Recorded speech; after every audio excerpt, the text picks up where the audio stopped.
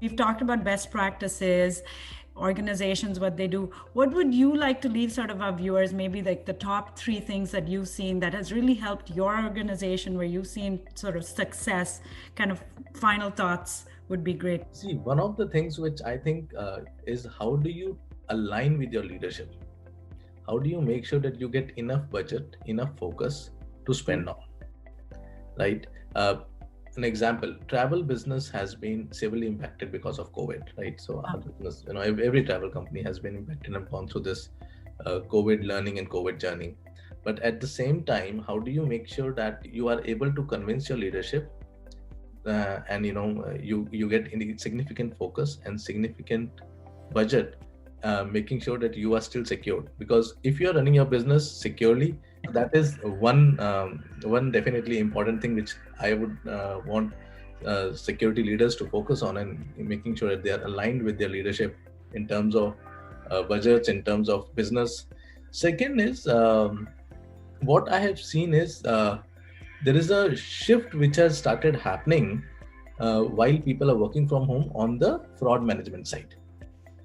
We have seen a significant shift because earlier we have a contact center, we have a PCI DSS compliant, we have cameras to monitor in, we make sure that phones are not allowed, and people who are dealing with PII and PCI. But now, how will you handle it when people are working from home?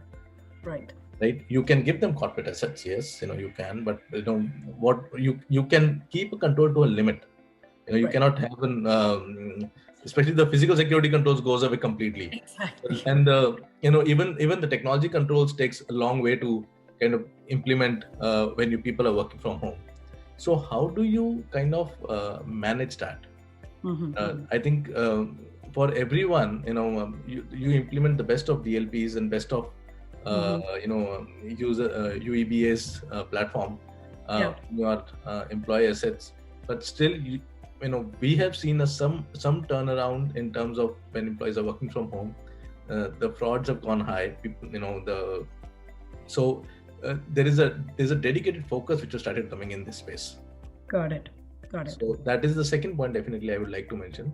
And the third one is definitely the focus which has started coming in after this CCPA has come in, and now the new regulations like New York Shield have come in, and there are multiple regulations which are in pipeline. And I think that in next 6 months to a year, there's a need for, definitely in US there's a need for a central controls on privacy, central regulation on privacy, rather than a statewide controls. But yes, the shift has to be there on the privacy side, and people have started focusing on it. But yes, there is more focus which is required to make sure you're complying to these regulations, and you cannot get under ambit of these regulatory bodies who are basically eyeing on every aspect of what they want us to implement.